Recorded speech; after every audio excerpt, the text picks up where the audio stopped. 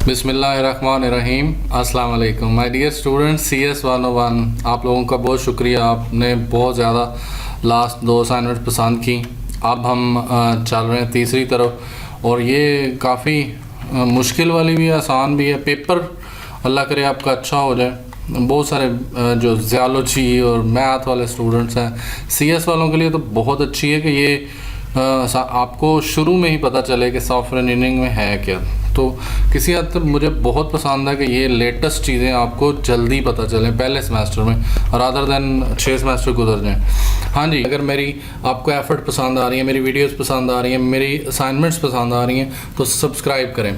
Subscribe. Thank you. अब हम question पे चलते हैं। क्वेश्चन नंबर 1 में उन्होंने कुछ हम लोगों से डॉक्यूमेंटेशन टाइप्स पूछी हुई हैं, तो आपने तस्वीरें देख के बताना है कि ये किस तरह की है। ये क्लास डायग्राम होती है एक कोडिंग के अंदर। अगर आपने कोई चीज़ बनाई है तो क्लास डायग्राम, इसे UML क्लास डायग्राम बोलते हैं। नीचे इसका UML स्टैंड फॉर भी लिखा हुआ है। तो यूनिफाइड मॉडलिंग लैंग्वेज, उसके अंदर क्लास डायग्राम। तो मैं आपको ले चलता हूँ।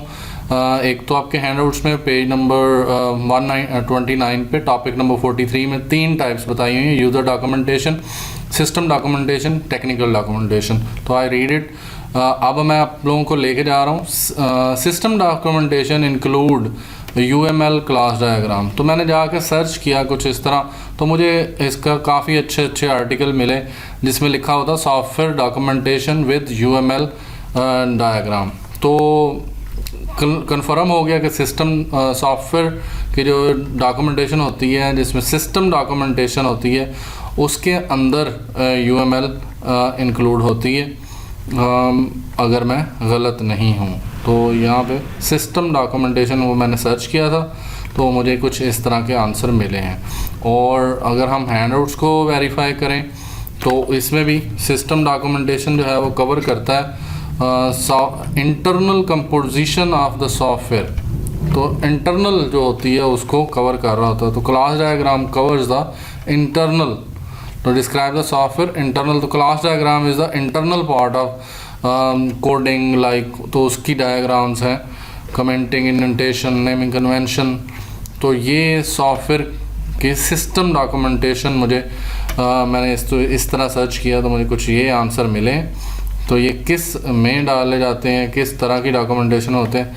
डॉक्यूमेंटेशन एक प्रूफ होता है कि हमने ये काम किया है। एक सॉफ्टवेयर को बनाते हुए डॉक्यूमेंटेशन को बनाना लाजमी होता है, और हर चीज़ को डॉक्यूमेंटेड किया जाता है। और आप इसका आंसर लिख सकते हैं कुछ इस तरह, इसके नीचे भी लिख सकते हैं, लेकिन उन्होंने कहा था सिर्फ नाम लिख दें।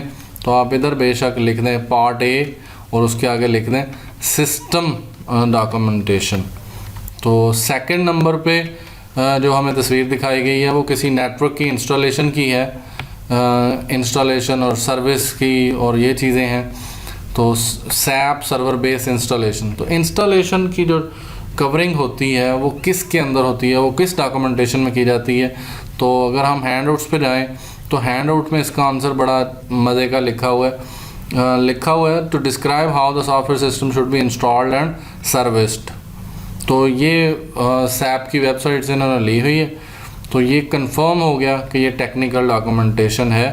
How a system should be installed and adjusting operating parameter, installing updates, setup and ये चीज़ें। तो ये टेक्निकल डॉक्यूमेंटेशन में कवर होती है। तो ये चीज़ इधर लिखी है इंस्टॉल्ड एंड सर्विस्ड, और सेम टू सेम ये तस्वीर के अंदर भी कवर हो रही है। यहाँ पे उसने installed and service and setup के बारे में बात की है। इंस्टॉल्ड सर्वर, तो ये चीज़ें इसके अंदर होगी। फिर मैंने अलग से भी सर्च किया था कि टेक्निकल डॉक्यूमेंटेशन एग्जाम्पल, तो इसके अंदर भी आपको जगह जगह पे एक वर्ड मिलेगा इंस्टॉलेशन, और इसी तरह सॉफ्टवेयर के रिलेटेड इंस्टॉलेशन, सर्विस्ड। तो ये मैंने सारी पढ़ी थी, इनको जाके मैंने टेक्निकल डॉक्यूमेंटेशन को रीड आउट किया है। या आप लिंक देख सकते हैं कि मैंने जगह जगह का पानी पी के फिर आपको बता रहा हूँ। इसीलिए इसके ऊपर इतना फोकस है कि ये एक छोटा सा नंबर, छोटा सा पॉइंट गलत हुआ तो गले पड़ जाएगी। नेक्स्ट है विंडो की हेल्प। विंडो की हेल्प जो होती है ये यूज़र की हेल्प करनी होती है। तो इसके रिलेटेड जो चीज़ मुझे मिली वो हैंडआउट्स में थी, यूज़र डॉक्यूमेंटेशन। इसके अंदर ये चीज़ इसके शुरू में लिखी है, explain the feature of the software and describe how to use them. It is intended to be ready by the user of the software and therefore express terminologies of the application. तो जो help है उसके अंदर कुछ यही चीज़ आती है। तो ये तीसरी जो तस्वीर है विंडोज़ की help, this one is a type of user documentation. आपके हैंडआउट्स में भी ये चीज़ दी हुई है, तो बची भी यही थी। तो इस तरह आप इसका आंसर लिख लेंगे क्वेश्चन नंबर 1 का। A part system documentation, technical documentation और यूज़र डॉक्यूमेंटेशन। तो ये आपके सामने है जी। इसको मैं एक दफ़ा फिर आपके सामने ले आऊँ और हैंड आउट से भी कंफर्म कर लें, यूज़र, सिस्टम एंड टेक्निकल। तो ये 3 थी, तीनों को उन्होंने 3 तस्वीरों के साथ एक्सप्लेन किया। तो नेक्स्ट वन हम डेटाबेस के रिलेटेड क्यूरीज़ हैं। तो ये आपको MS एक्सेस में दी हुई हैं कि आपने करनी है, आपको पेपर में भी आ सकती है। What is query? Query is a question that ask from database. Database से जो सवाल पूछा जाता है उसको क्यूरी बोलते हैं। तो हमने क्यूरीज लिखनी है। डेटाबेस क्या होती है? जहाँ पे हम डाटा स्टोर करते हैं। एक फ़ाइल है जिसमें टेबल्स की सूरत में अरेंज डाटा स्टोर किया जाता है, रिलेटेड डाटा स्टोर किया जाता है। इस तरह स्टोर किया जाता है ताकि आसानी से एक्सेस किया जा सके। फर्स्ट क्यूरी है, write a query to select the department with 5 vacancies from the department table. तो जब हम डिपार्टमेंट का टेबल है उसमें से जहाँ जहाँ 5 लिखा हुआ है हमने वो शो करना है। सेलेक्ट द डिपार्टमेंट्स मतलब डिपार्टमेंट का नाम। तो मैं आप लोगों को MS एक्सेस में दिखा दूंगा कि कैसे क्यूरी रन करते हैं, लेकिन आपने तो सिर्फ क्यूरीज लिखनी है। तो डिपार्टमेंट का टेबल जो है उसके अंदर आप लोगों ने सिर्फ डिपार्टमेंट का एक कॉलम शो करना है। तो उसके लिए जो क्यूरी लिखनी है, select department name from departments where vacancies is equal to 5।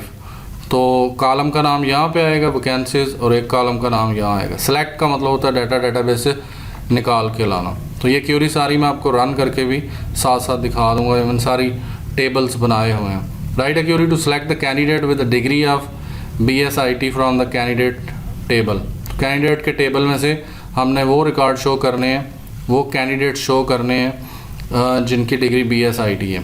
तो सेलेक्ट फर्स्ट नेम। तो अगर तो सिर्फ कैंडिडेट का नाम लेना है तो फर्स्ट नेम लिख दें। अदरवाइज़ इधर हम स्टैरिक भी यूज़ कर सकते हैं। स्टैरिक का मतलब होता है all rows all column where a degree is equal to BSIT। तो दोनों क्यूरीज ठीक होंगी, लेकिन यहाँ पे उसने स्पेशली लिखा नहीं हुआ कि ऑल रिकॉर्ड्स, तो इसलिए मैंने फर्स्ट नेम लिखा था। तो जो आपको सही लगता है वो आप लिख सकते हैं। नेक्स्ट वन नंबर 3 क्यूरी है, write the query to show all the candidates with no experience from table candidate. Select first name. यहाँ भी उसने कहा all candidate with no experience. तो सिर्फ ऑल कैंडिडेट्स हैं तो सिर्फ कैंडिडेट का नाम मांगा। तो कैंडिडेट्स उन लोगों का नाम लेना है, फर्स्ट नेम लिख सकते हैं। अदरवाइज़ आप यहाँ पे स्टैरिक लगा सकते हैं। Asterisk from candidate where experience is equal to 0। तो वो सारे आ जाएंगे। नंबर 3 है, write a query to identify all the post offered in Lahore from the column location in the department table. तो ये क्यूरी डिपार्टमेंट टेबल के लिए। Select job title. तो आपने पोस्ट सर्च करनी है तो कॉलम का नाम लिखेंगे, job title from departments where location is equal to Lahore. Location is equal to Lahore, इस तरह लिखेंगे। Next one, write a query to display all information under department name, job title और department name and job title. Select department name comma job title from departments. तो ये सादा 2 columns का data लेके आना था, तो उसके लिए क्यूरी है। 2 कॉलम्स का डाटा शो हो जाएगा। प्रैक्टिकली करके देखते हैं। Write a query to display all the information under department name and vacancies. तो डिपार्टमेंट नेम और साथ में वैकेंसीज शो करनी है, तो उसके लिए आप ये क्यूरी लिख सकते हैं। Select department name comma vacancies from departments, जो टेबल का नाम है। अब हम चलते हैं MS एक्सेस के ऊपर और वहाँ पे हम देखते हैं कि क्यूरीज कैसे रन करते हैं। तो ये टोटल 6 क्यूरीज थी। ये मैंने टेबल्स बनाए दोनों कैंडिडेट्स एंड डिपार्टमेंट्स, उनमें डाटा इंटर किया। आपको कोई ज़रूरत नहीं है इसको बनाने की। नेक्स्ट वन क्यूरी जो है उसको रन करना है, तो मैंने इसे क्यूरी को इस तरह लिखा है, सेलेक्ट टेबल का नाम लिखा departments dot department name. Table का नाम लिखना ज़रूरी नहीं है, सीधा सीधा आप डिपार्टमेंट नेम लिख सकते हैं। From departments where departments dot vacancies is equal to 5। तो ये आपकी फ़र्स्ट क्यूरी होगी। तो इसमें ब्रैकेट्स अगर आप काम कर रहे हैं MS एक्सेस के अंदर तो फिर तो लिखनी है, अदरवाइज़ आप लोग सिंपल लिख सकते हैं, select department name from departments where vacancies is equal to 5। तो ये आपकी फ़र्स्ट क्यूरी होगी, इसको रन करके आप चेक कर सकते हैं। तो ये जिसका 5 है वो यहाँ पे आ जाएगा। नेक्स्ट क्यूरी नंबर 2 है, इसको भी सेलेक्ट कैंडिडेट, अदरवाइज़ आप यहाँ पे स्टैटिक लिख सकते हैं। मैंने बोला है पहले भी कि अगर आपने सारे रिकॉर्ड शो करने हैं तो आप यहाँ पे स्टैटिक लिख लें और फिर वो सारे रिकॉर्ड शो कर देगा। और जहाँ जहाँ पे BSIT आता है, degree is equal to BSIT, तो 2 रिकॉर्ड हैं, दोनों ही शो कर दिए हैं इस क्यूरी ने। तो आप इसको इस तरह रन करके देख भी सकते हैं या इसको रीड आउट कर सकते हैं। नंबर 3 क्यूरी है, नंबर 3 क्यूरी पे where experience is equal to 0, first name या स्टैटिक, मैंने जैसे आपको बोला select static from candidates where experience is equal to 0, experience is equal to 0 और एंड पे सेमीकोलन आ जाएगा। और इसको भी रन करके देखें तो आपको फर्स्ट नेम और इस तरह आ जाएगा। तो स्टैटिक लिखना, स्टैटिक लिखेंगे तो सारे रिकॉर्ड शो हो जाएंगे, सारी रो सारे कॉलम हो जाएंगे। नंबर 4 जो है वो, इसको अगर हम चेक करें सेलेक्ट जॉब टाइटल, तो हमने सिर्फ जॉब टाइटल यानी पोस्ट दिखानी है from department where location is equal to Lahore, तो जिनकी लोकेशन लाहौर है वो शो कर दे। तो ये जॉब टाइटल आ जाएंगे, full stack developer, QA engineer और JS एनालिस्ट। नंबर 5 क्यूरी, इसके अंदर आप लिखोगे select department name and job title from departments. तो सिंपल क्यूरी है, ये 2 लेके आ जाएंगे कॉलम, दोनों कॉलम्स पे डाटा शो हो जाएगा। Next one select department name and vacancies from departments, तो इस तरह ये शो हो जाएगा। टेबल का नाम साथ लगा के डॉट लिखना, लिख लें ठीक है, ना लिखें तब भी ठीक है। इसको करेंगे तो ये वैकेंसीज और साथ में डिपार्टमेंट नेम आ जाएगा। ये सारी की सारी 6 की 6 क्यूरीज आपके सामने रन की हैं, वर्ड पे भी दिखा दिया है। अगर फिर भी कोई क्वेश्चन हो तो आप मुझसे पूछ सकते हैं कमेंट में। Thank you, thanks for watching.